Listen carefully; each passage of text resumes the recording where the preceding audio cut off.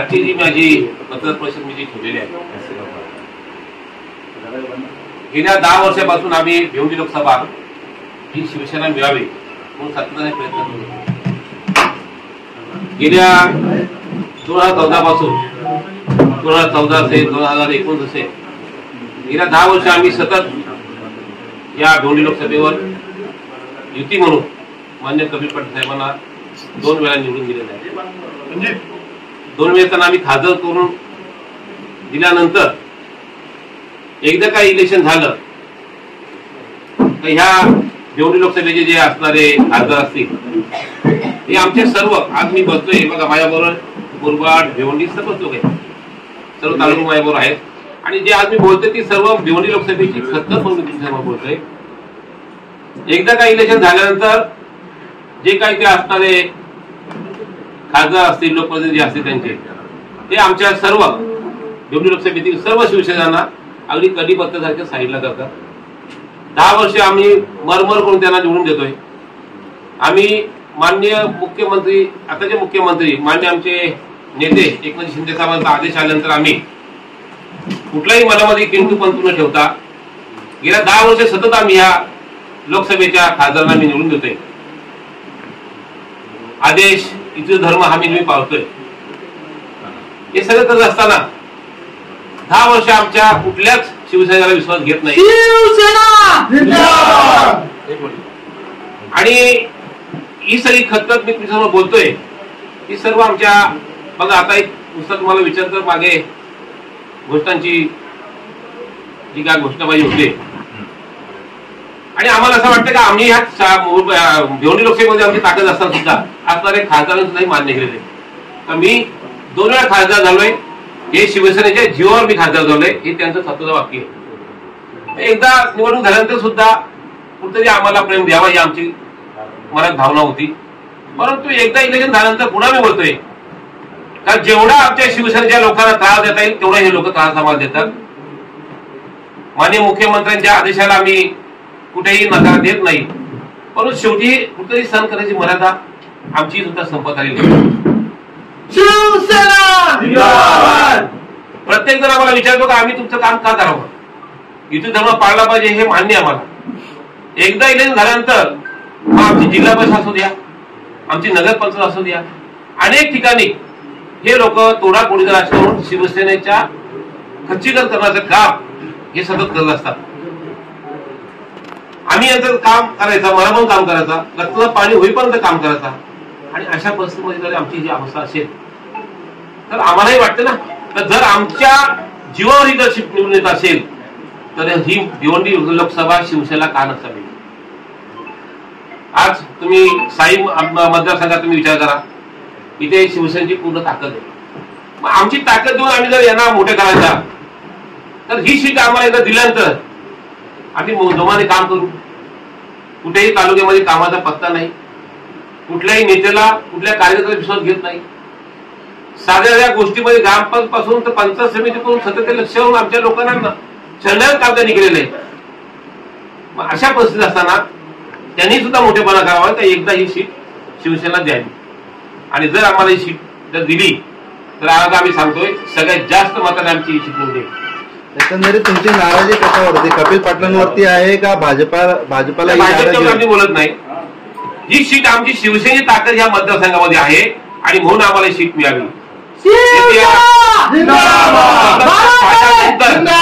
स्वतंत्र झाल्यानंतर जिल्हा परिषद ही पहिल्यांदा शिवसेनेकडे आलेली आहे. नाही, एकंदरीत तुम्ही तुमच्या म्हणण्यानुसार असं दिसतंय की कपिल पाटील यांच्यावर तुमची नाराजी म्हणजे शिवसेनेची नाराजी मोठ्या प्रमाणात टोटल असणाऱ्या भिवंडी लोकसभेची नाराजी. हे बघा, हे सगळे आलेले सर्व मायावर असणारे सगळे तालुका प्रत्येक मतदारसंघातून आलेले लोक आहेत. त्याचप्रमाणे कल्याण डोंबिवलीमध्ये जे शिवसेनेचे आपले उमेदवार आहेत, मुख्यमंत्री यांचे सुपुत्र श्रीकांत शिंदे यांच्या विरोधात देखील त्या ठिकाणी भाजप मोठ्या प्रमाणात नाराजी व्यक्त करते. हे बघा, तिथे त्यांची नाराजी करण्याचं असं तर नाही ना की म्हणजे तिकडचे सेटलमेंट करण्यासाठी इकडे तुम्ही नाराजी दाखवता. हा विषय नाही. बघा, तिथला विषय वेगळा आहे.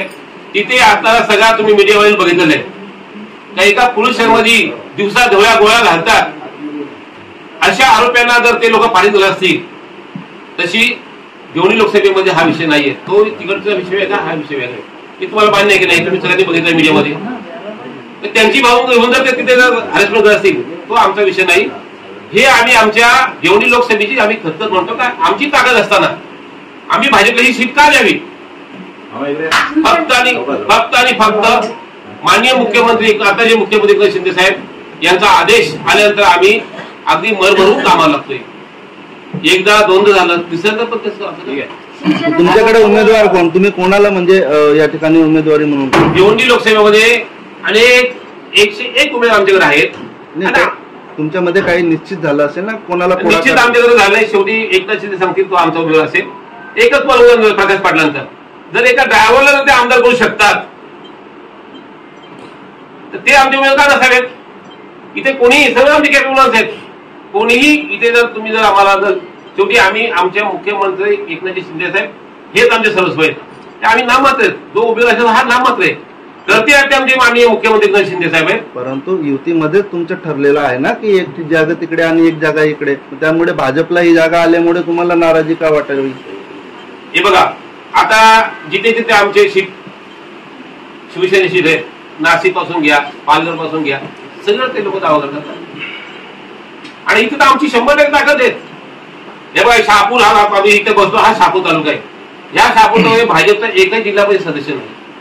नगरपद आमच्याकडे आहे, जिल्हा परिषद आमच्याकडे आहे, पंचायत समिती आमच्याकडे आहेत, कृषी उत्पन्न बाळासाहेब आमच्याकडे सभापती आहेत. सर्व तिथे आमच्याकडे आहेत ना. मग आम्ही यांचं काम का करावं? काम करून आम्हाला संपूर्ण करावं. दुसरं शिवसेना सत्तेत असताना सुद्धा आता त्यांनी ज्या नियुक्त्या केल्या विशेष कार्यकारी अधिकारी त्या कपिल पाटील यांच्या झाले, त्यांच्या मार्गदर्शन त्यांच्या कार्यकर्त्यांच्या झाले, त्याबद्दल काय तुम्ही सांगा? हा बघा हा तुम्हीच विचार करा. जर सगळ्या एकमेव भाजपचे जर केले असतील तर मग शिवसेना इथं काय? संपूर्ण तालुक्यामध्ये यांच्या शिवसेना संपवायचं काम भाजप करते असं म्हणायचंय. भाजप नाही म्हणत नाही. भाजप कोण बोलत नाही. असणारा उमेदवार बोलतो. भाजप आणि आमची युती धर्म आहे तो इथून आम्हीच पाळायचा का? आम्ही लोकसभेला प्रामाणिक काम करायचं आणि विधानसभेला आमचे आमदार पाडायचे. भिवंडीचा आमदार आमचा पुरेसा पाडला, शहापूरचा आमदार पाडला, हे यांच्याच आहे ना काम. गेल्या अनेक वर्षापासून हा सर्वच लोक म्हणतात ना. मला वाटण्यापेक्षा पूर्ण भिवंडी लोकसभेच्या लोकांना वाटते. आणि स्वतः आता खासदारांनी जर मान्य केला का मी शिवसेनेच्या जीवावर निवडून होतोय, मग शिवसेनेच्या लोकांना जीव पण लावा ना. त्याला संपवता करू नका. हे किती वेळा मी सहन करणार? समजा भिवंडी लोकसभा ही शिवसेनेला मिळावी. समजा मुख्यमंत्र्यांचा आदेश तुम्हाला आला की नाही त्यांचं काम करायला पाहिजे, मग त्यावेळेस तुमची लोकांची भूमिका काय राहणार? मुख्यमंत्र्यांचा आदेश आम्हाला सर्वस्व असेल. परंतु आम्ही मुख्यमंत्र्यांना विनंती केली साहेब आम्हाला आता खूप कंटाळलेला आहे. आम्ही सुद्धा वैतवले. आम्हाला स्वतःचा उमेदवार पाहिजे. भिवंडी लोकसभा शिवसेनेकडे घ्या हे आम्ही साहेबांना सांगितलं. परंतु त्यांच्याच आदेशानुसार किंवा त्यांच्या बैठकीमध्येच हे निर्णय झाले ना की भाजपाला जागा मिळावी. निर्णय झाले असतील. असे निर्णय अख्ख्या महाराष्ट्रात झालेत. अनेक निर्णय बदलले तर हे सुद्धा बदला याची भूमिका आहे. नाही जर बदललं तर बंडाबोडी होणार का?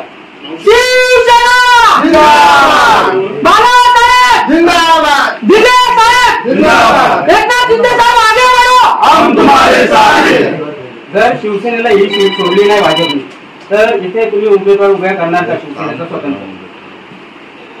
बंडखोरीचा विषय नाही. आमच्या मुख्यमंत्र्यांचा आदेश तो आमचा आदेश असणार. परंतु ही सीट मुख्यमंत्र्यांना आम्ही पटवून दिलं की सीट आपल्याला का असावी आणि आम्हाला खात्री आहे ही सीट शिवसेनेला मिळेल. पण मुख्यमंत्री ठीक आहे तुमची मागणी मान्य आहे, परंतु कसं आहे माहिती आहे का आम्हालाही वाटतं ना ही सीट आमची ताकद आहे. अख्खा मतदारसंघ आमची ताकद आहे. असं तर नाही ना की ज्या ठिकाणी आता कालच विषय नाही. मी तुम्हाला मगाशीच बोललो विरोध म्हणजे काय. एका पुन्हा पोलीस स्टेशनमध्ये ज्यांनी गोळ्या घातल्या सगळ्यांना माहिती आहे. ती आणि ही परिस्थिती वेगळी आहे. इथे आमची ताकद आहे. आम्ही स्वयंभू लोक आहोत. आमची शिवसेना इथे मजबूत आहे. माननीय एकनाथ शिंदेचा पूर्ण आमच्यावर म्हणजे पूर्ण विश्वास आहे आणि त्यांचा पूर्ण आमच्यावर लक्ष पण. माननीय दिघे साहेबांचा हा बाल्यकिल्ला आहे. एकीकडे तुम्ही दोन गोष्टी करता. हे बघा हे जरी त्याचं नाव असेल तर महाराष्ट्रामध्ये अनेक लोकांच्या डिटेल रूट सुद्धा तिथं आपण उमेदवार बदलले काही बदलावं ना. आम्ही शिवसेना बोलतो ना. बरं त्यांच्या पक्षात त्यांना खुश आहेत का ते पण त्यांनी विचार करावा ना. खऱ्या अर्थाने नंतर येणारी विधानसभा असेल किंवा नंतर येणारी जिल्हा परिषद असेल, भाजप आपल्या विरोधात जाते. तो रोष कार्यकर्त्यांचा आपल्याकडे बोलून दाखवलाय. तोच रोष आहे. शहापूरमध्ये त्यांच्या कार्यकर्त्यांना आदेश आलेले त्यांनी मान्य केले नाही. विधानसभेचे आमचे आमदार पाडले, भिवंडी पूर्वेचा पाडला, शहापूरचा पाडला. हे बरे नव्हे. मी सांगत नाही, मी भाजपला दोष देत नाही. भाजपची ना आमची बाळासाहेबांपासून युती आहे आणि ती युती कायमची राहील. परंतु असणारे जे काय उमेदवार असतील, जे काय कोण दिलेले काय त्यांचे लोक असतील, नाव घेत नाही मी आज, हे सगळ्यांना माहिती आहे. पण ते जर आम्हाला शिवसेना संपवण्याचं काम करत असतील तर आम्ही त्याचं काम का करावं. आम्हाला पुरुषांना त्रास, आम्हाला रेव्हन्यूमध्ये त्रास, कुठल्याही बाबतीमध्ये आम्ही तसे त्यांचे दुश्मन. फक्त इलेक्शन पुरता मी त्यांची दोस्ती करायची आमच्याबरोबर. म्हणजे कपिल पटेल जाणून बुजून त्रास देतात असं म्हणायचं काय. हे बघा नंतर विचारतच नाही, नाव घेऊन बोला ना. आम्ही नाराज आहे. आता हे सगळं तुम्हाला सांगायची गरज तर तुम्हालाही माहिती आहे. विकासाच्या बाबतीमध्ये भिवंडी लोकसभा मागे पडली असं वाटतं तुम्हाला? हो. आता मी ते परवा बघितलं 35,000 कोटी. कुठे छापूमध्ये मला विकास दिसत पण नाही. कुठे विकास आहे 35,000 मतांचा? 35,000 कोटी खर्च केले पडते छापूमध्ये. कुठे सरपंच सांगा भाऊ, तुम्ही तर आहात, तुमच्या घरी बघा, तुम्ही सांगा तुमच्या भागात किती कामं केले खासदारांनी. तुम्ही स्वतः तिथे वार्ता आहात, चांगले कार्यकर्ते आहात, तुमच्या भागात झाले का विकास तुम्ही सांगा. तालुक्यात रस्ते, पाणी या सगळ्या समस्या कायम, रेल्वेच्या समस्या मोठ्या प्रमाणावर आहेत. जर तालुक्याची अवस्था शिका असते. भिवंडी ग्रामीणमध्ये पूर्ण तालुका अध्यक्ष आहेत, त्यानुसार आज भिवंडी, शहापूर, मुरबाड म्हटलं तर आताच्या सध्याच्या शिवसेनेचं मतदार किती असू शकतं? मतदार किती असू शकते याविषयी मतदार शिवसेनेची ताकद भाजपपेक्षा नक्की जाणली. भाजप तर म्हणते आम्ही सध्या 1 नंबरमध्ये आहोत. शहापूर काय अरे जिल्हा सदस्य होता ना झाला 10 वर्षात. ही ताकद तुमची. तुम्हाला नगर पंचायत मध्ये आमची माणसं फोडून तुम्ही आमची 8 ते 10 माणसं फोडून हे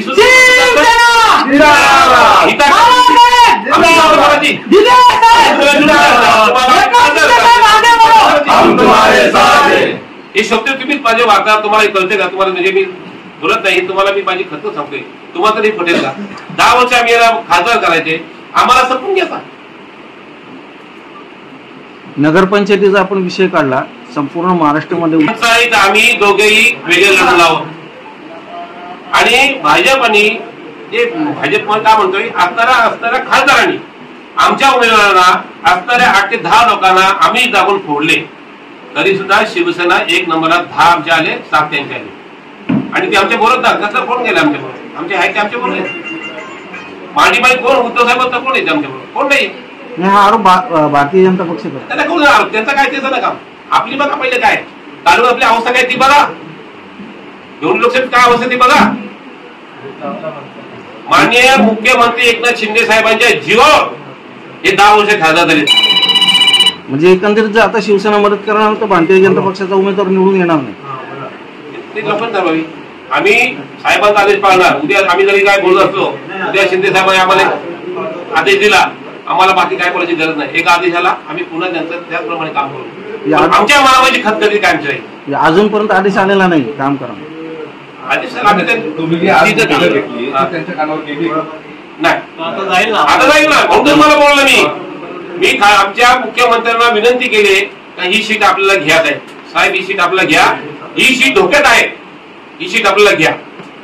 आम्ही सांगितलं एकंदरीत भाजपची उमेदवारी आता सध्या निवडणूक लढवते, या संदर्भात आपल्या शिवसेना पदाधिकारी कार्यकर्ते काय आव्हान करतात? आव्हान करण्यापेक्षा आम्हाला मुख्यमंत्र्यांच्यासाठी आम्ही जो आजपर्यंत बघा फॉर्म भरेपर्यंत आम्ही वाट बघतोय. त्यांनी डिक्लेअर केली याचा अर्थ आम्ही सहमत असं नाही.